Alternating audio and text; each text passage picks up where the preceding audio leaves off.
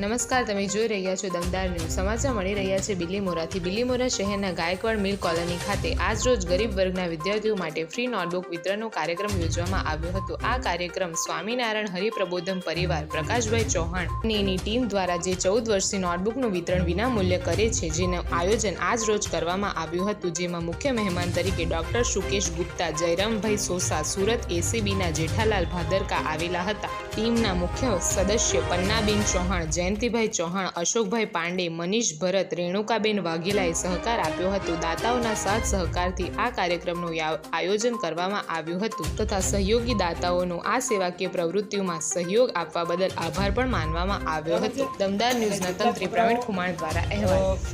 પહેલો બીજો નંબર લાવશે A+ લાવશે એટલે એને દર વર્ષે આપણે ઇનામ આપીશું.